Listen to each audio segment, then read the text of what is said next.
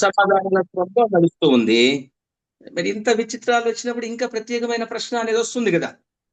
లోమసుడు వెంటనే చెప్తున్నారు, ఎందుకు ఎందుకు అక్కడ వాటంతటవే రాళ్ళు పడుతున్నాయి, ఏంటి అని చెప్తున్నారు. అక్కడ ఆ యొక్క స్థలంలో ఆ యొక్క స్థలం ఏంటి అంటే మనము అనుకున్నాం కదా, హేమకూట పర్వతం కదా. ఈ పర్వతాలు చాలా చాలా ఉన్నాయి. అసలు యాక్చువల్ గా వారు హేమ కూట పర్వతం, ప్రజెంట్ గా వాళ్ళు అక్కడ ఉన్నారు. ఈ విచిత్రాల యొక్క పరిస్థితి ఏంటని అడిగితే చెప్తున్నారు. ఏందా స్టోరీ చూద్దాం. ఒక తాపసి వృషభుడు అనే ఒక అతను ఉండేవాడు ఈ పర్వతం మీద ఒకప్పుడు.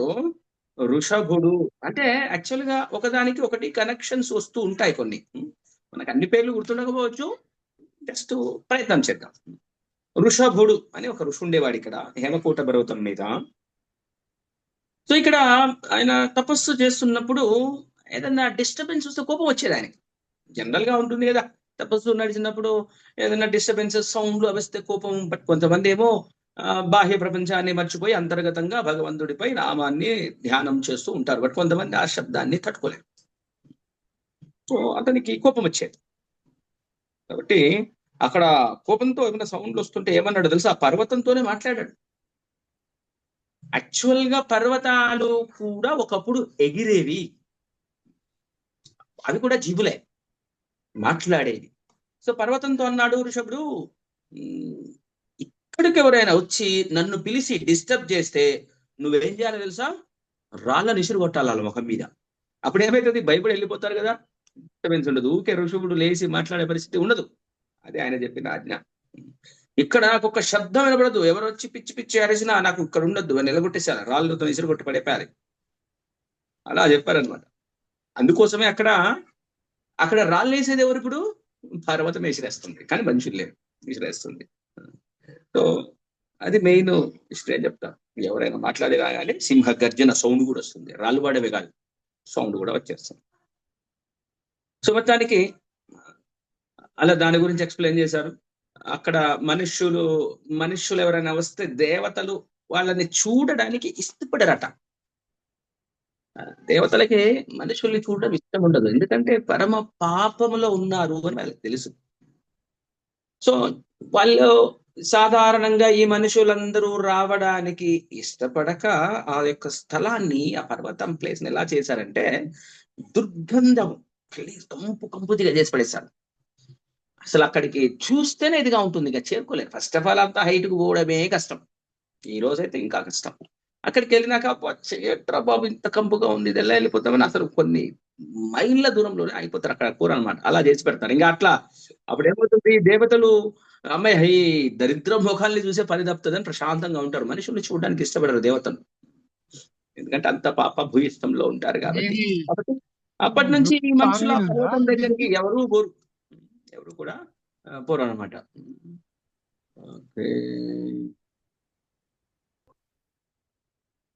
చెప్తున్నారు. అందుకోసమే అలా ఇదంతా కూడా ఇలా ఈ స్థలం ఈ విధంగా ఉంది, ఇలా ఏర్పాటు చేయబడింది. ఈ పర్వతాన్ని ఎవరు చూడలేరు. ఇంకా అధిరోహించడం ఏం చెప్తా మనం. ఎవరైనా సరే తాపస్సులు కానీ, శుద్ధంగా ఉన్నవారు కానీ, భక్తులు కానీ, వీరు కాని వాళ్ళు ఎవరు కూడా ఆ యొక్క ఆ శిఖరం, కొండ ఏదైతే ఉందో పర్వతము, హేమకుంట పర్వతం ఎక్కడం అనేది జరగదట. తపస్సు, భక్తి, శుద్ధం ఇవన్నీ ఉంటేనే అక్కడికి వెళ్ళడం సౌఖ్యం. కాబట్టి ధర్మరాజా నువ్వేం చేయాలంటే నువ్వు మౌనవ్రతాన్ని పాటించుకోవచ్చు, ప్రశాంతంగా ఉండు. ఎందుకంటే ఈ ఎంతో మంది అప్పట్లో దేవతలే ఎంతెన్నో మహా యజ్ఞాలు చేశారు ఇక్కడ. అలాంటి అద్భుతమైన స్థలం. ఇప్పటికీ కూడా దేవతలు ఇక్కడికి వస్తుంటారు, నివసిస్తుంటారు, ఉదయం సాయంత్రం అగ్నిని వెలిగిస్తూ ఉంటారు. అలాంటి మహా అద్భుతమైన స్థలము. ఇక్కడ ఎవరైతే మునిగి స్నానం చేస్తారో వాళ్ళ యొక్క పాపాలన్నీ పటాపంచలైపోతాయి అని చెప్పారనమాట. మొత్తానికి ఇక్కడ నది స్నానము, నందా నది అంటారట అక్కడ. ఆ నందా నదిలో స్నానం చేస్తే మనకు ఆ యొక్క పవిత్రతతో ఇంకా చక్కగా ముందుకెళ్ళగలుగుతాం. ఇంకా ముందుకెళ్తే కౌశికీ నది ఉంది. కౌశికీ నది అంటే నెక్స్ట్ దానికి ఇంట్రడక్షన్ అవుతుంది. కౌశికీ నది ఏదైతే ఉందో అక్కడ విశ్వామిత్ర తపస్సు చేశారు. అక్కడికి వచ్చారు. అక్కడ మొత్తానికి అక్కడ చెప్పారు, అక్కడికి వచ్చేసారు. అక్కడ విశ్వామిత్రుడు తపస్సు చేసిన స్థలం దగ్గరకు వచ్చారు. అక్కడ కూడా స్నానం చేశారు, చక్కగా పవిత్రమయ్యారు. అన్ని తీర్థాలలో కూడా స్నానం చేస్తూ పవిత్రులు అవుతూ చూడండి. పవిత్రులు వాస్తవానికి వాళ్ళు ఆల్రెడీ పవిత్రుడు, పవిత్రుడు భగవంతుని యొక్క లీలా సాంగత్యములో పాల్గొన్నారంటేనే అది మామూలు వారి వల్ల కాదు. అయినా తీర్థయాత్ర పవిత్రుల్ని కూడా పరమ పవిత్రం చేస్తుంది. పవిత్రతకి అంతు అనేది లేదు కదా. లోమశ ఋషి అన్నారు, యాక్చువల్ గా ఈ కౌశికి నది ఇది సాధారణమైన నది కాదు, దేవ నది, పరమ పవిత్రమైంది. ఇక్కడే విశ్వామిత్రుడి ఆశ్రమం ఉంది, ప్రకాశిస్తూ ప్రజ్వలిస్తూ ఇప్పటికి కూడా మహా అద్భుతంగా అలాగే చెక్కు చెదరకుండా ఉంది. అది చూద్దాము అని అది చూపిస్తూ వివరించారన్నమాట. యాక్చువల్ గా ఇది ఇప్పుడు ఇక్కడ ఇక్కడ ఒక ఆశ్రమం ఉంది, విభాండకుడు. ఈ విభాండకుడు యొక్క ఆశ్రమం అంటే నెమ్మదిగా చూడండి, ఒక్కొక్క దానికి సీక్వెన్స్ గా తీసుకొని పోతున్నారు.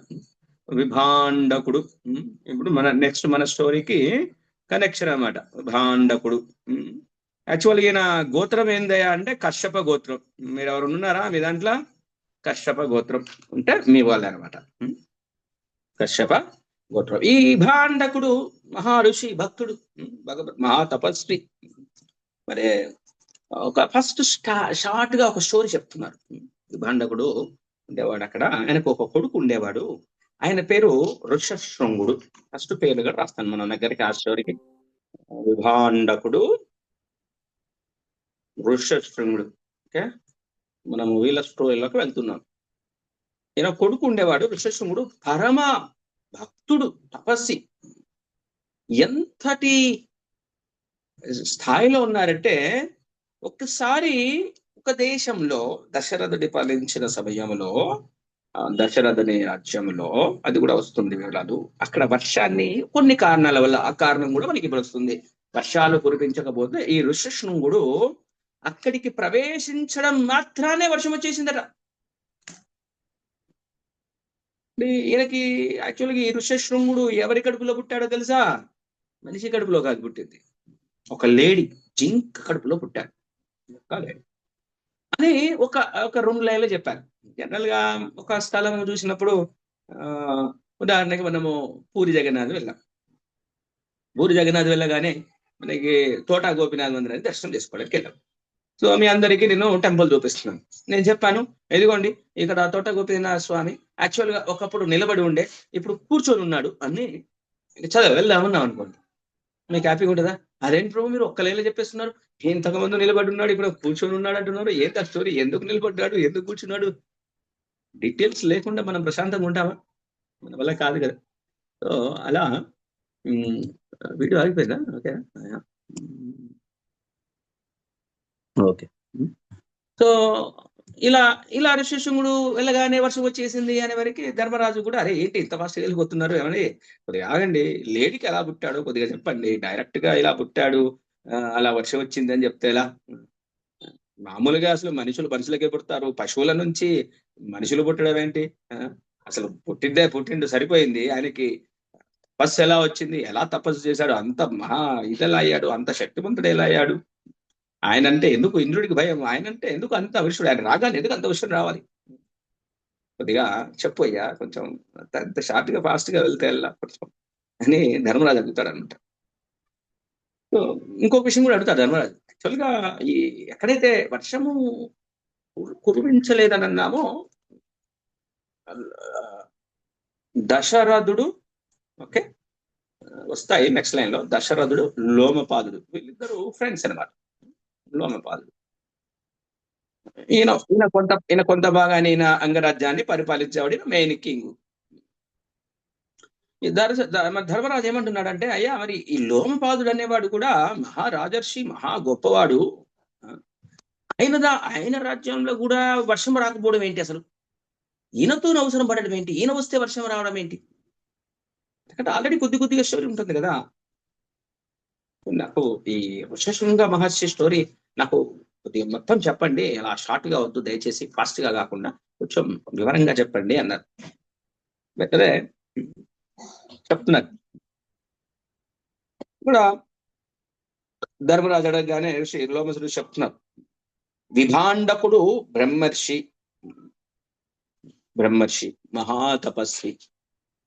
ఎంతటి అందగాడంటే దేవతల లాంటి అందగాడు, మహా అందంగా ఉంటాడు. ఒకసారి ఏమైందంటే కుండంలోకి దిగి అప్పట్లో తపస్సు చేసేవారండి, ఎక్కువగా బాగా తపస్సులు చేసేవారు. తపస్సులు చేసే వాళ్ళందరూ వీళ్ళు. మనం ఇప్పుడు తపస్సు చేయలేం కదా. హరే కృష్ణ కృష్ణ కృష్ణ హరే హరే, హరే రామ రామ రామ హరే హరే. ఇది తపస్సు కంటే ఎక్కువ మనకు ఆ ఫెసిలిటీ ఇచ్చాడు. మనం కలియుగంలో తపస్సు చేస్తేనే వైకుంఠం తీసుకుపోతామని అన్నామంటే మనందరి బతికి ఇక్కడే. మనం ఈ కలియుగంలో 4,32,000 సంవత్సరాలు పుట్టి చచ్చాల్సిందే. ఎవ్వడికే తపస్సు చేయడం వల్ల కాదు.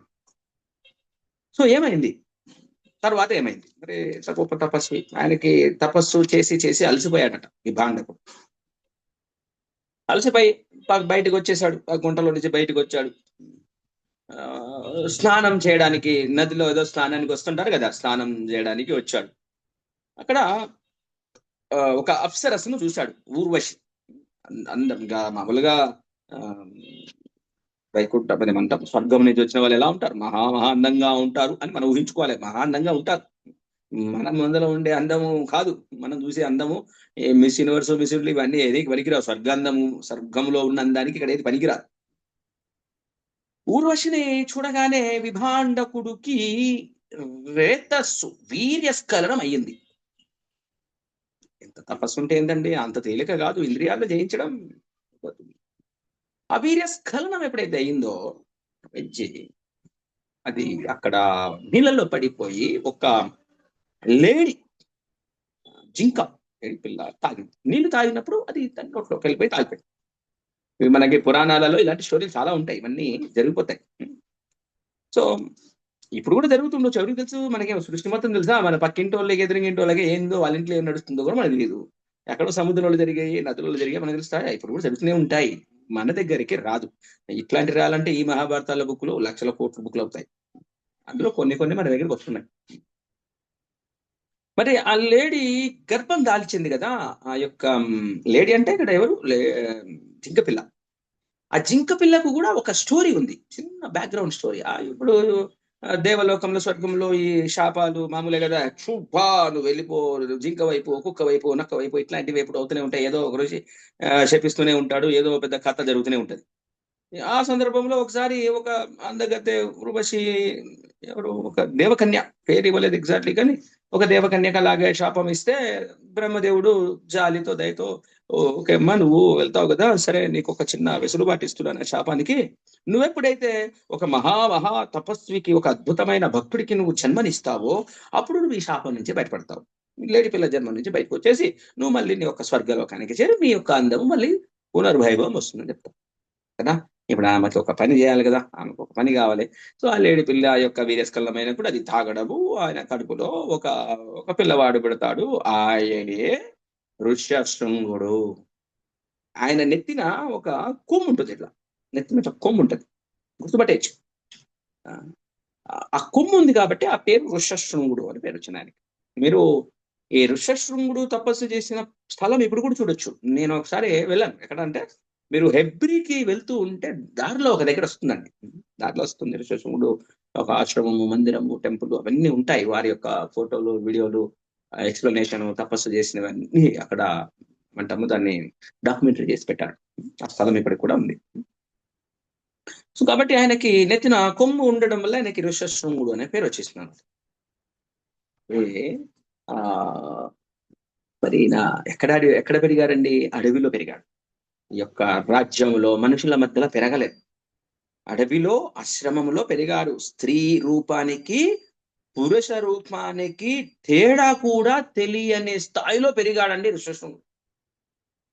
స్త్రీ అంటే ఇలా ఉంటుంది, పురుషుడు అంటే ఇలా ఉంటాడు అని తేడా తెలియదు. అంటే చూడండి, ఆయనకి వేరే లోకం తెలియదు. భగవంతుడు, తపస్సు, తండ్రి, ఆశ్రమం, అంతే. మరి అలాంటి పరిస్థితుల్లో మీరంతా ఊహించుకోండి, అలాంటి పరిస్థితికి స్త్రీ ఎదురైతే ఎలా ఉంటుండొచ్చు. అసలు స్త్రీ అని అర్థం అవుతుందా, స్త్రీ స్పర్శ కలిగితే ఇంతవరకు తెలియదు కదా ఆయనకి, స్త్రీ స్పర్శ యొక్క ప్రభావ వికారాలు కలుగుతాయా, అవి ఎలా ఉంటాయో ఇప్పుడు సరదాగా ఉంటాయో చూద్దాం. జ్ఞానం కూడా ఉంటుంది, సరదాగా ఉన్న జ్ఞానంగా ఉంటుంది మంచిగా. సో మరి ఇప్పుడు ఆయన స్త్రీనంటేనే తెలియని వాడుగా బ్రహ్మచర్యానికి ఇంకేమైనా లోడు ఉందా? ప్రక్క బ్రహ్మచారి, పవర్ఫుల్ బ్రహ్మచారి అనమాట. సో ఈ యొక్క ఒకసారి ఏమైంది, ఇది ఒక స్టోరీ పాటు. ఋష్యశృంగుడు కొమ్మ ఎందుకు వచ్చింది, ఎందుకు పుట్టాడు అర్థమైపోయింది. తర్వాత ఒక చిన్న స్టోరీలోకి వెళ్ళిపోదాం. దశరథుని యొక్క ఫ్రెండ్ లోమపాదుడు, రాసాం కదా పైన. దశరథుని ఫ్రెండ్ లోమపాదుడు మంచి రాజర్షి, ఇద్దరు కూడా మంచి, ఇంకా మనం చెప్పాల్సిన అవసరం లేదు, పాలిస్తూ ఉన్నాడు. సో ఎంతటి వాళ్ళైనా ఏదో ఒక చిన్న మిస్టేక్ చేయడము కామన్ కదండి. ఒకసారి ఏమైందంటే ఒక బ్రాహ్మణుడితో ఏదో ఒక తప్పుడి, ఒక అసత్యం పలకడము, ఏదో తప్పుడి పని చేశాడు. అసత్యం ప్రేలాపన కైండ్ ఆఫ్ థింగ్ ఏదో చేశాడు. ఎప్పుడైతే బ్రాహ్మణుడితో అసత్య ప్రేలాపన, ఆ పదం వాడుతున్నాను, అసత్య వ్యవహారం అని చెప్పారు. మీరు ఏదైనా తీసుకోండి, అంటే ఫెయిర్ ట్రాన్సాక్షన్ కాదు, it's not a fair transaction. Something ఒకసారి డిప్లొమాటిక్ గా చీటింగ్ మెంటాలిటీతో చెప్పాల్సిన విధంగా చెప్పకపోవడం, డిఫరెంట్ గా చెప్పడం ఏదో చేస్తారు కదా, అలా చేశారన్నమాట. సో బ్రాహ్మణులందరూ కూడా కోపం వస్తుంది, నువ్వు ఇంత దక్షివై ఉండి నువ్వు ఇలా ఉండి నువ్వు మమ్మల్ని సత్య వ్యవహారం మతం నడిపిస్తావా అని వాళ్ళు బాధపడి ఫీల్ అయిపోయి వాళ్ళ రాజ్యం వదిలేసి వెళ్ళిపోయారు, అంగరాజ్యాన్ని వదిలేసి వెళ్ళిపోయారు. సో ఎప్పుడైతే బ్రాహ్మణులు అసంతృప్తి పొంది వెళ్ళిపోయారో, బ్రాహ్మణులు అసంతృప్తి, సద్బ్రాహ్మణులు అండి ఎప్పుడైతే అసంతృప్తి పొందుతారో, వాళ్ళని చక్కగా రక్షణ లేదో, అలాంటి రాజ్యములో వర్షాలు రావు, కరువు కాటకాలు వస్తాయి, ప్రాబ్లం అవుతుంది. వర్షాలు ఆగిపోయాయి. మరి రాజుకేమో టెన్షన్, వర్షం రావట్లేదు, ఏమైంది అని అంటే, బ్రాహ్మణుడు మళ్ళీ ఉంటారు కదా, ఇంకో కొంతమంది అన్న మిగులుతారు కదా సలహా ఇవ్వడానికి, లేకపోతే రాజ్యం ఎలా నడుస్తుందండి. ఇంకొంతమంది విద్వాంసులు, జ్ఞానం కలిగిన వాళ్ళు బ్రాహ్మణులందరినీ కూర్చోబెట్టి మీటింగ్ పెట్టి, ఏముందయ్యా, ఏం తప్పు జరిగింది, రాజ్యంలో ఎందుకు వర్షాలు వస్తలేదు, కొద్దిగా చెప్పండి, కారణం చెప్పండి, సొల్యూషన్ చెప్పండి. వర్షాలు ఎలా రావు? వర్షాలు లేకపోతే ఏం చేస్తాడు? ఎవరన్నా దొంగలు వస్తే వాళ్ళు కొడతాం. వర్షాలు రాకపోతే ఏం చేస్తాడు రాజు? చేయలేడు. ఒక మునిశ్రేష్ఠుడు, చక్కనైన జ్ఞానం కలిగిన వాడు లేచి, అయ్యా, నువ్వు చేసిన ఒక కార్యం వల్ల బ్రాహ్మణులు సంతృప్తిగా లేరు, వాళ్ళు వెళ్ళిపోయారు. సో నువ్వు ఇది ప్రాశ్చాత్తాపం, ప్రాయశ్చిత్తం చేయాలి. ఓకే, ఏం చేయాలి? సరే, వాళ్ళని క్షమాపణ అనేది ఒకటి ఉంటుంది కాన్సెప్ట్, క్షమాపణ అడుగుతారు. తర్వాత మరి ఇంకొక సొల్యూషన్ చెప్తాడు. అయ్యా నువ్వు ఏం చేయాలంటే, మనకి దగ్గరనే ఒక అడవి ఉంది కదా, అక్కడికి వెళ్తే ఋష్యశృంగుడు అని ఒక ఆయన ఉన్నాడు. ఆయన ఒక ముని, మంచి భక్తుడి యొక్క కుమారుడు, మునీశ్వరుడు, వనవాసి, సరళ స్వభావం, స్త్రీలంటే తెలియదు, మహాశుద్ధుడు, చక్కగా ఆ ఏమంటాము, పరమ బ్రహ్మచర్యం, బ్రహ్మచర్యంలో ఉన్నవాడు, చక్కనైన భక్తుడు అనమాట. సో ఆయనని మీరు రాజ్యములోకి తీసుకొని రాగలిగితే, ఆయన అడుగు పెట్టగానే వర్షాలు వస్తాయి. ఇందులో నాకైతే సందేహం లేదు, నా జ్ఞానం, మీరు అవకాశం ఉంటే చూడండి అని ఆయన చెప్పేస్తాడనమాట. మరి కొంచెం మొత్తానికి ఇప్పుడు 2 సొల్యూషన్లు ఇచ్చాడు. ముందు ఆయన వాళ్ళని బ్రాహ్మణులకి క్షమాపణ అడుగు, ఈయన పట్టుకరా అని చెప్తుంది. మరి ఎమ్మటే ఇక ప్రయత్నం వదిలిపెట్టాడు. అంగరాజు, గ్లోమపాదుడు మంత్రులందరితో మాట్లాడాడు. ఇదిగోండి, ఇప్పుడు మన రాజ్యంలో వర్షాలు వస్తలేవు కదా, మీరు ఏ విధంగా అయినా చూసి ఇక్కడికి వెళ్ళి ఋషశృంగుడు అనే ఒక ఆయన ఉన్నాడు, ముని బాలుడు, ఆయన్ని తీసుకురావడానికి ప్రయత్నం చేయాలి అనగానే వీళ్ళందరూ ఇక మీటింగ్ పెట్టుకున్నారు. రాజు చెప్పగానే ఇంకేముంది, అందరు కలిసి ప్లాన్లు వేసుకోవాలి కదా. శాస్త్రులు అందరూ కలిసి అందరు పిలిపించారు, మీటింగ్ పెట్టారు, పెద్ద పెద్ద మహానుభావులు అందరినీ పిలిపించారు, స్త్రీలని పురుషులని ఇలా ఇలా పట్టుకురావాలి, ఏం చేయాలి, ఎలా చేయాలని ఉపాయం ఆలోచించడానికి వీళ్ళందరూ మీటింగ్ పెట్టి ఫైనల్ గా ఏం ప్లాన్ చేశారంటే, వేశ్యలకు అప్పచెప్పారు. కొంతమంది సీనియర్స్, కరడు కట్టిన వేశ్యలు అంటాం కదా, వేషలకు అప్పచెప్పి అందులో ఒక లీడర్ ఉంటుంది, ఆ వేషకు అప్పచెప్పి నువ్వు పట్టుకురావాలి, మొత్తం నీకు మా యొక్క మీటింగ్ లో తెలియదంటే నువ్వైతే తీసుకురాగలవు, వెళ్ళి పట్టుకుని రా. ఎట్లా పట్టుకొస్తాను అది లేదు. నేను ఆమె ఋషితో చెలగాటమని ఆమెకు తెలుసు, పోకపోయినా సమస్య, పోయినా సమస్య, ఫైనల్ గా అయితే తర్వాత వచ్చే సమస్య కానీ ఇప్పుడు వచ్చే సమస్య ప్రమాదం కదా, పోనంటే ఇప్పుడే చంపేస్తారు. సరే, నువ్వు ఎట్లో గట్లా వెళ్ళేసి ప్రలోభ పెట్టి ఏం మాట్లాడతావో ఏం చేస్తావో నాకు తెలియదు, ఆయన వచ్చి మన రాజ్యాన్ని పట్టుకురావాలి అని ఆమెకు చెప్పేస్తావు. ఆమెకి భయం, అక్కడ ముని చెప్పిస్తే నా పని ఏం కావాలని భయం ఉన్నా కానీ తప్పదు కదా, ఏదో చేయాలని చెప్పి ఆమె రాజుగారితో ఇలా అనిందనమాట. అయ్యా, సరే మీరు చెప్పినట్లు నేను వెళ్తా, కాకపోతే కొన్ని ఉన్నాయి నాకు, మరి ఫెసిలిటీస్ ఇవ్వాలి కదండి. ఏనంచే పలానా ఇక్కడ హైదరాబాద్ పోయి పలానా వస్తువులని కొనుక్కు రావాలంటే పోయి తెచ్చేస్తాడా? డబ్బులు ఇవ్వాలి, ఇన్ఫ్రాస్ట్రక్చర్ ఇవ్వాలి, ఒక కారో లారో ఇవ్వాలి, మనుషులు అప్పచెప్పాలి, అలా చేయాలి కదా. మరి ఆమె ఎలా పోయి ఎట్లా పట్టుకొస్తుంది? ధనం కావాలి. ఆమె ఏ విధంగా ఎలాంటి టెక్నిక్ తో ఆమెని అతన్ని పట్టుకురావాలనుకుంటున్నాడో ఆ టెక్నిక్స్ కి తగిన విధంగా ఏర్పరచాలి. ఆమె ఏమడిగిందంటే, ఆమె సీనియర్ వైశ్య అనమాట, వేశ్య, అది సీనియర్ ప్రాస్టిట్యూట్, ఓల్డ్. ఆమె యవనంలో ఉన్న వాళ్ళని కూడా పట్టుకొని పోయి రాజు దగ్గరికి వెళ్ళి, నాకు కొన్ని కొన్ని ఫెసిలిటీస్ కావాలి, ఒక యువకులు, మంచి యువకులు ప్రాస్టిట్యూట్స్ కూడా నాకు కావాలి, నాకు తోడు పంపించండి అని అంటే, సరే తీసుకోండి, ఇంకేం కావాలని తీసుకోండి. సో మంత్రికి చెప్పేస్తాడు కావలసిన ధనాన్ని ఇవ్వమని. ఆమె ఏం చేస్తుంది, ఒక అద్భుతమైన ఒక నావని, ఎట్లా అంటే మనకు మామూలుగా ఆశ్రమం ఎలా ఉంటుందంటే, ఒక దగ్గర నేల మీద కట్టేస్తాడు. ఏమైతే అప్పుడు నడుస్తున్న నావ మీదనే ఒక ఆశ్రమం కట్టేసింది. ఎట్లా ఉంటుందో ఊహించుకోండి, పెద్ద బోటు, దాని మీద ఒక ఆశ్రమం, కదులుతూ ఉంటుంది ఆశ్రమం. అందులో అందమైన ఫ్లవర్స్, పండ్లు, ఫలాలు, తినడానికి గదులు. అంటే టైటానిక్ షిప్ తో కాదు, కానీ టైటానిక్ షిప్ లాగా అనుకోండి. అంత పెద్దగా ఉండకపోవచ్చు, ఆ పెద్దగా ఉండొచ్చు, మనకు తెలియదు. అలా నడుస్తున్న దానికి అట్లా అద్భుతంగా అలా తయారు చేసి, అందులో వీళ్ళందరూ వెళ్ళారు అక్కడికి. అద్భుతంగా ఉందట. అలా ఫలా అంటే పండ్లు, ఫలాలు అన్నీ ఉన్నాయి, తినడానికి అన్ని రకాల ఫెసిలిటీస్ తో ఏర్పాటు చేశారు. మొత్తానికి నిర్మించింది. కశ్యప ఈవిడ ఇక్కడ కదా లోంబాదు, ఇక్కడ ఆశ్రమం ఎక్కడ ఉందో ఆ దగ్గరలో కొద్ది దూరంలో వీళ్ళు పెట్టుకొని, కొంతమంది సీక్రెట్ ఏజెంట్లు పెట్టుకున్నారు గుణశాఖ. సో వెళ్ళి అక్కడ ఏం జరుగుతుందో నాకు తెలిసి చెప్పాలి. అలా తండ్రి ఉన్నాడు కదా విభాండకుడు ఉంటే చెంపులు బయలుపోతాయి. విభాండకుడు లేనప్పుడే వీళ్ళు ఏదైనా కథలు నడుస్తాయి. సో గూఢాచారులు త్వర తెలుసుకుంటారు, విభాండకుడు లేనప్పుడు, ఆయన కార్యాలయంలో మునిగిపోయినప్పుడు, చాలాసేపు పోయిన పరిస్థితిలో ఉన్నాడు చెప్పు అన్నట్టుగా, విభాండకుడు లేనప్పుడు ఈ యొక్క వేశ్య, సీనియర్ ప్రాస్టిట్యూట్ వేశ్య, ఒక యంగ్ వాళ్ళ డాటర్ని తోడుకు తీసుకొని వెళ్తుంది. కూతుర్ని తీసుకొని పంపిస్తుంది, చెవులో చెప్తుంది, నువ్వేమేం చేయాలి, ఎలా చేయాలి, ఏం చేయాలి అని చెప్తుంది. ఋషశృంగుని దగ్గరికి వెళ్ళాలి, వెళ్ళి ఏం చేయాలి అని చెవులోకి చెప్పి పంపించేస్తుంది అనమాట. సో అప్పుడు ఇక్కడ విచిత్రంగా ఉంటుంది. ఇది సినిమాలో చూస్తే ఇంకా బాగుంటుంది సీన్. యాక్చువల్గా మీరు అబ్జర్వ్ చేయండి, ఇప్పుడు ఇప్పుడు వచ్చింది వేశ్య, ఆయనేమో ఆ స్త్రీ అంటే తెలియదు. అసలు వచ్చిన వ్యక్తి వాళ్ళు అందంగా ఉందనుకుంటున్నాడు, కానీ విచిత్రంగా ఉన్నాడు. ఈయన కూడా ఒక తపస్సు చేసే ఇంకొక యువకుడు అన్నట్లుగా ఆయన చూస్తున్నాడు. ఋషశృంగుడు ఏమంటున్నాడు, ఏమో తామసా, బాగున్నారా? తపసా అంటే మన మిస్టర్, ఏమండి ఎలా ఉన్నారా, ఏమండి అంటే ఒక ప్రభుజీ అని అంటాం కదా, అట్లా విధంగా మగవాళ్ళని ఎలా చేస్తారు. తపసా, బాగున్నారా, క్షమైనా, మీకు చక్కగా దుంపలు గింపలు అన్ని ఫలాలు దొరుకుతున్నాయా అని. సారీ, ఈయన కాదు, ఫస్ట్ బాగున్నారా అని అడగదా ఎవరంటే వేష ఫస్ట్ పలకరిస్తుంది. ఆయనకి ఎవరిని ఎందుకు వచ్చి పలకరిస్తుంది, నువ్వు చూడడానికి వచ్చాను అని పలకరిస్తుంది అనమాట వేశ్య తపసా. ఎందుకంటే ఇంకేమని సంబోధిస్తుందండి, కృష్ణుడు, నీ తండ్రి మంచిగా మీ అందరి తపస్సు తేజస్సుడుగా ఉన్నాడా, మీ తండ్రి బాగున్నారా, హ్యాపీగా ఉన్నారా, అన్ని దొరుకుతున్నాయా, మీ యొక్క స్వాధ్యాయం సాధన అన్ని బాగున్నాయా అని ఈ యొక్క వేశ్య ఫస్ట్ పలకరించింది ఈ యొక్క ఋషశృంగుడు. ఇప్పుడు ఋషశృంగ అంటే ఆమె హాయ్ అనింది 2-3 డైలాగులు చెప్పి, ఇప్పుడు మళ్ళీ హాయ్ అనాలిగా ఋషశృంగుడు యువకుడు. అప్పుడు ఋషశృంగుడు ఏమన్నాడంటే, మీరు చాలా జ్యోతిలాగా బలిగా ఉన్నారండి, ఎలుగుతున్నారు, మీరు గౌరవనీయులు,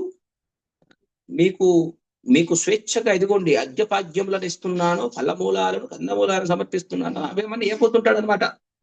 మీరు ఇలా కూర్చోండి, దర్భాసనంపై కూర్చోండి, ఇదిగోండి నల్ల లేడీ పరిచరణం వేశాను, దీని మీద కూర్చోండి, మీరు హ్యాపీగా దీని మీద కూర్చొని విశ్రాంతి తీసుకోండి. మీరు ఎలాంటి వ్రతం చేస్తున్నారండి, మీరు ఇంత తేజస్సుతో ఉన్నారు. ఆయనకి తేజస్సు కనబడుతుంది, ఆయనకి తేజస్సు కనిపిస్తుంది.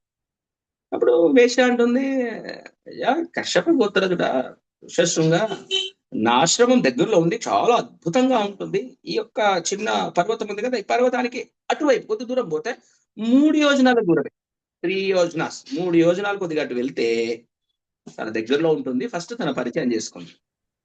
అయితే మీరు నాకు నమస్కారం చేయాల్సిన అవసరం లేదండి, నమస్కారం స్వీకరించే అంతటి స్థాయిలో లేము. ఎందుకంటే వేష కదండి, వారి దగ్గర నుంచి అర్ఘ్యభాగ్యములు సేవలు స్వీకరించడం కాదు. ఆమె వచ్చిన కార్యం వేరు, రాజుగారు పంపించారు, లేకపోతే చెమడాలు తీసేస్తాడు, సో గౌరవంగా మీ దగ్గర నుంచి మేము ఏమీ తీసుకునే వాళ్ళం కాదు అని చెప్తున్నారు. అసలు మీ ద్వారా మేము నమస్కారాన్ని స్వీకరించడానికి అర్హులం కాదు. ఇది మా యొక్క వ్రత స్వరూపం, మేము అలాగే ఉంటాం. ఏమంటుందంటే మీరు మాకు కౌగిలింపదగిన వారు. మా వ్రతం ఏంటంటే కౌగిలించుకోరు, కౌగిలించుకోను ఒకసారి మమ్మల్ని ఇట్లా కౌగిలించుకోండి అని అంటుంది అనమాట. ఈ యొక్క ఇది ప్రాస్టిట్యూట్ డాటర్, యంగ్ డాటర్. మీకు అప్పుడు ఋషశృంగుడు అంటాడు, ఓకే సరే మీకు చక్కనైన మామిడి పండ్లని ఇస్తాను, జీడి మామిడిలు, ఉసిరికాయలు, పిప్పలకాయలు, గారపలాలు అని రకరకాల పండ్లు అప్పుడు ఏవో ఉంటాయి కదండి, ఆ పళ్ళాలన్నీ ఇస్తాను, కూర్చోండి తినండి అని ఆయన అంటుంటాడు. మొత్తానికి ఆయన ఆయన ఇస్తాను అనగానే ఏం చేస్తాడంటే వేస్ట్ ఏం చేస్తుందంటే ఆ వేష కూడా కొన్ని తీసుకొస్తుంది, చక్కనైన రుచికరమైన పదార్థాలు, రకరకాల వండినవి. అంటే ఋష్యశృంగుడికి ఈ వేశ్య దగ్గర ఉండే ఆహార పదార్థాలలో ఉన్న రుచికి తేడా ఉంటుంది కదా. ఎందుకంటే వీళ్ళు పట్టణములో ఉన్నవారు, చాలా వంటలు ఉంటాయి. వీరికి ఏంటి వీరు తాపసులు కాబట్టి అవి కందమూలాలు అవి ఇవి తెచ్చుకొని. సో ఆ యొక్క వేషం చేస్తుంది, ఇవన్నీ కూడా అక్కడ రకరకాల ఆహార పదార్థాలు అతనికి ఇస్తుంది, మంచిగా తింటాడు. ఆయనకి రుచి భలేగా ఉంటుంది అనమాట. అరే ఏంటి అసలు ఇంత టేస్ట్ గా ఉన్నాయి అనిపిస్తుంది. సుగంధ భారితమైన మాలలు, తాగడానికి రకరకాల జ్యూసులు, అవన్నీ తాగి అనుభవించి అసలు నవ్వుతున్నాడట, ఏం ఎంత బాగుంది అని.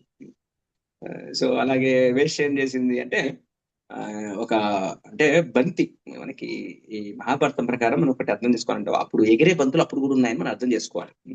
వేసి ఒక పంతితో ఆడుకుంటూ వస్తుందట, ఇలా టక్క ఇట్లా కూడా తరగదేస్తుంటే కింద పడితే ఇట్లా ఎగురుతూ వచ్చిందట, తాగేస్తూ చెట్టు కింద పడ్డాం. సో అప్పుడు ఆ బంతితో ఆడుతూ ఇలా ఇలా ఇలా ఆడుతూ ఆ వేసి ఏం చేసింది, ఋషశృంగునికి తగలడము, అటు తగలడము, ఇటు తగలడము, కౌగిలించుకోవడము. అసలు ఆయనకి స్త్రీ అని కూడా తెలియదు. జనరల్ గా వచ్చేసారు, జనరల్ గానే బిహేవ్ చేస్తున్నాడు. ఒక అతిథి వచ్చాడు, అతిథితో జనరల్ గా ఎలా బిహేవ్ చేయాలో అలా చేస్తున్నాడు. ఏమో సిగ్గుపడుతూ ఉంటే స్మైలీగా స్టైలీగా ఎలా ఉంటాయి సినిమాలు చూస్తాం కదా. ఈ సినిమాలు చాలా చిన్నవి, అప్పటిలో చాలా సీనియర్స్ అన్ని రకాలుగా, అన్నిట్లో తెలివి ఉన్న వాళ్ళు. సో సిగ్గుపడుతుంది, ఆయన అన్ని రకాలుగా హావభావాలకి చేస్తుంది అనమాట. మొత్తానికి కౌగిలించుకుంది, అక్కడి నుంచి బయలుదేరింది. కొంచెం ఆమెకి ఆయన అంటే మనకి ఏమని ఇచ్చారంటే ఆయనలో ఒక ప్రేరేపణ వికారత్వాన్ని కలిగించేసి చంపేది. ఇంకా ఎక్కువసేపు ఉండలే. ఇక ఇట్లా ఈమె ఎప్పుడైతే ఇంకా వెళ్ళిపోయిందో దానితో ఒక విధంగా పోల్చకూడదు, కానీ ఇతనిలో ఒక రకమైన అది స్థాయి కాదు, కానీ ఇతనిలో ఒక రకమైన వికారత్వం కలిగిపోయింది, మదన పీడితుడు అయిపోయాడు. చూడండి, చిన్నప్పటి నుంచి ఏమీ తెలియని వాడైనా మదన పీడితుడు అవుతాడంటే త్రిగుణాల యొక్క శక్తి చూడండి. ఇక్కడ మనం లీలా స్వభావాన్ని కూడా చూడాలి, త్రిగుణాలు కాబట్టి భగవత్ సంకల్పం ఏదైనా కావచ్చు, మనం ఆచార్యుల యొక్క కామెంటరీస్ ప్రకారం ఆధారపడాలి. సో మదన పీడుడు అయ్యాడు, మనసంతా కూడా ఇలా ఆ యొక్క ఆమె మీదనే ఉంది. సినిమాలో హీరోయిన్ వెళ్ళగానే ఇలా లైట్ బంద్ చేస్తూ ఇలా ఆన్ చేస్తూ ఆఫ్ చేస్తూ చూస్తూ ఉంటారు కదా, అదే గుర్తు తెచ్చుకుంటుంటారు కదా. ఆయన పరిస్థితి అలా ఉంది, ఆయన మనసు అంతా తపస్సేవ గాని ఇప్పుడు ఆమె మీద పడిపోయింది. అరే అందంగా ఉన్నాడే బాలు, ఇలా ఎగిరేసిన బాలు, తిన్నవి పట్టుకున్నవి కౌగిలించుకున్నవి అన్ని గుర్తొచ్చేస్తుంది. ఆయన పరధ్యానంలో ఉన్నాడు పుత్రుడు, ఇంతలోనే తండ్రి విభాండకుడు వచ్చేసాడండి. ఆయన విభాండకుడు ఎట్లా ఉన్నాడో తెలుసా, ఆయన యొక్క నెత్తి ఎంత పెద్దగా ఉంటుందట అంటే హెయిర్ జటాజుటం పెద్దగా ఉంటాయి కదా, కాలు దాకా ఉంటాయట, అది కాలు దాకా వస్తాయట ఆయన హెయిర్. ఊహించుకోండి ఎంత పెద్దగా హెయిర్ ఉంటుందో. తండ్రి వచ్చాడు, వచ్చేవాడికి కొడుకు రోజు ఉండేటట్లేడు, డిఫరెంట్ గా ఉన్నాడు. ఇట్లా డిఫరెంట్ అలకపాని పెక్కాడు, దాశీరంగా ఉన్నాడు, ఏదో ఆలోచిస్తున్నట్టుగా ఉన్నాడు. ఆలోచనలో ఉన్న మా కొడుకుని చూసి ఏదో దశలో ఉంది, ఏదో తేడా వచ్చేసిందని నిట్టూరుస్తున్నాడు కూడా. మామూలుగానైతే తండ్రి చివరికి రోజు అవి ఏర్పాటు చేస్తాడు, సమితలు, దీపానికి ఒత్తులు, నూనె, అగ్నిహోత్రానికి సంబంధించినవన్నీ ఏర్పాటు చేస్తారు. కానీ ఆ రోజు ఏమీ చేయకుండా ఆయన యొక్క ఆలోచనలో నింపాడు. తండ్రి అడుగుతాడు, ఏమైందా ఇలా ఎదురా నువ్వు ఇలా చేస్తున్నావు, ఎప్పటి రోజుట్లా ఈ ఋష్యశృంగుడు రోజు నా కొడుకు ఎలా ఉంటాడు అలా లేవు, నీలో ఏదో ఆలోచన పెరిగిపోయింది, నీలో ఆ చైతన్యం కోల్పోయి దీనుడిలా ఉన్నావు, కొత్త రకంగా ఉన్నావు, విచిత్రంగా ఉన్నావు. కలిసి నేను లేనప్పుడు ఎవరైనా ఆశ్రమానికి వచ్చారా చెప్పు అని కొడుతున్నాను. అనేస్తాడనమాట. ఇక తర్వాత ఏమని చెప్తాడు కొడుకు, కొడుకు వేశ్యను ముని కుమారుడు అని. వేశ్యను ఏమనుకుంటున్నాడంటే ముని కుమారుడు అని భావిస్తున్నాడు. వాస్తవానికి చెప్పాలంటే ఏం జరుగుతుంది అంటే ఆ ఆయన ఒక స్త్రీ అని కూడా అనుకోవట్లే పాపం. ఆయన కూడా ఒక ముని కుమారుడు.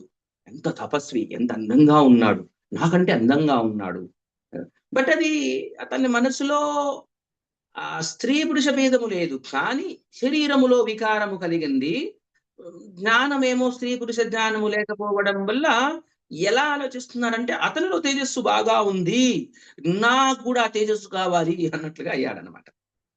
అది ఎంత అందంగా ఉన్నాడు వచ్చిన ఆయన తపస్సుడు, ఎంత అందంగా సూర్యునిలా ఉన్నాడు, చక్కనైన నల్లని జడలు, పొడవైన జుట్టు అని చెప్తున్నాడు. ఆయన ఆలోచిస్తున్నాడు, అదే తండ్రికి చెప్తున్నాడు, ఇలా ఉన్నాడు అలా ఉన్నాడు, మెడలో కంఠాభరణం అందంగా ఉంది తండ్రి, ఆకాశంలో మెరుపు ఎలా ఉంటుంది, ఆ మెరుపులా మెరుస్తోంది.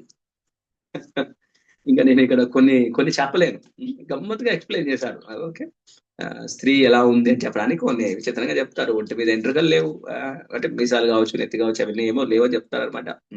పాదాలకేమో ఏదో గల్ గల్ గల్ సౌండ్ వస్తుంది, ఏంటి చూడముచ్చటగా భలేగా ఉన్నాయి, పాదాలకు కూడా ఏదో కట్టుకున్నారు.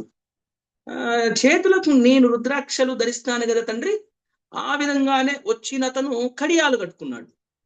ఏమని సంబోధిస్తున్నాడు తెలుసా? ఆమె అనట్లే, వచ్చినతను నేను రుద్రాక్షలు పెట్టుకున్నట్టు ఆయన కడియాలు కట్టుకున్నాడు ఉంటుంది.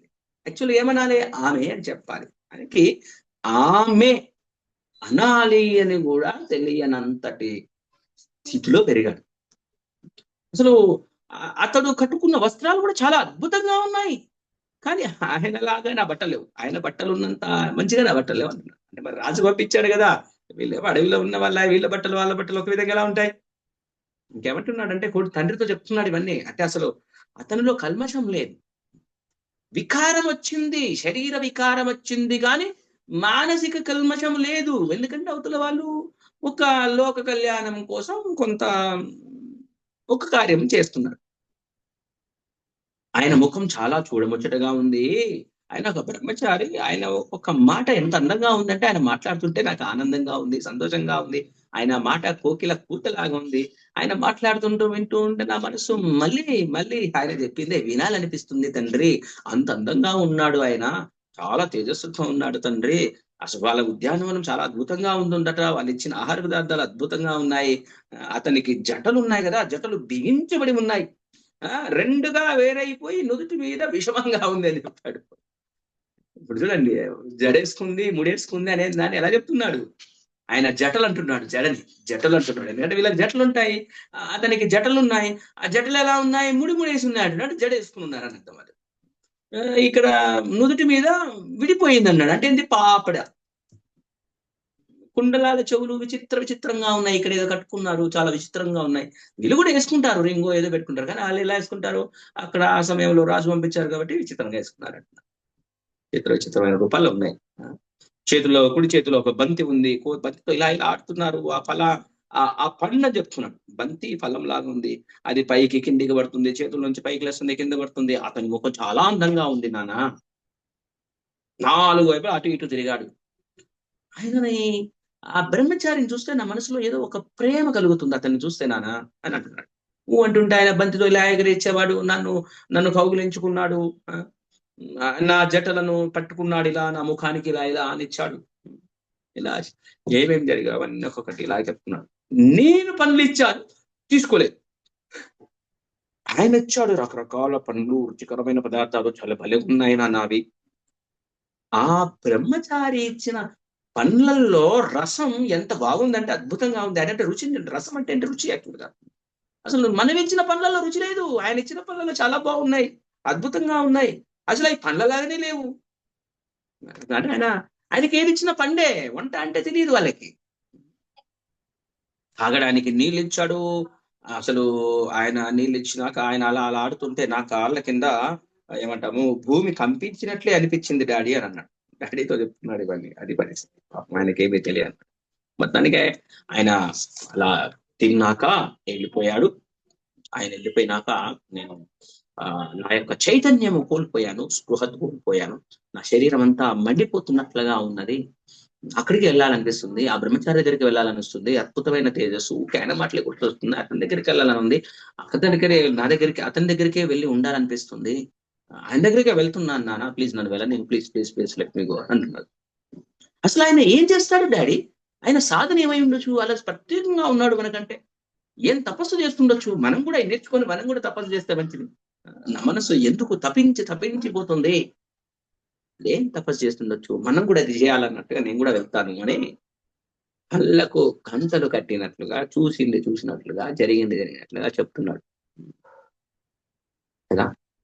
ఇది పరిస్థితి. మరి విభాండకుడికి ఎంత కోపం వస్తుంది? కోపం వస్తే రాజుని శపిస్తాడా? అసలు వీళ్ళని తీసుకొని వెళ్తాడా? తీసుకొని వెళ్తే ఏం జరుగుతుంది? కోపం వస్తే ఏం జరుగుతుంది? కోపం రాకపోతే ఏం జరుగుతుంది? ఏం చెప్తాడు చివరిగా ఏం జరుగుతుంది అని మేబీ ఇంకొక నెక్స్ట్ ఎపిసోడ్ లో ఇంకా కొంచెం వరంగా తెలుసుకుందాం. ఇప్పుడు మళ్ళీ స్టార్ట్ చేస్తే అయిపోకపోవచ్చు. హరే కృష్ణ కృష్ణ కృష్ణ హరే హరే, హరే రామ రామ రామ హరే హరే. ఏమైనా ప్రశ్నలు ఉంటే హండ్రెడ్ చేయొచ్చు, లేదు అంటే okay, no problem. Hare Krishna Prabhuji, దండవత్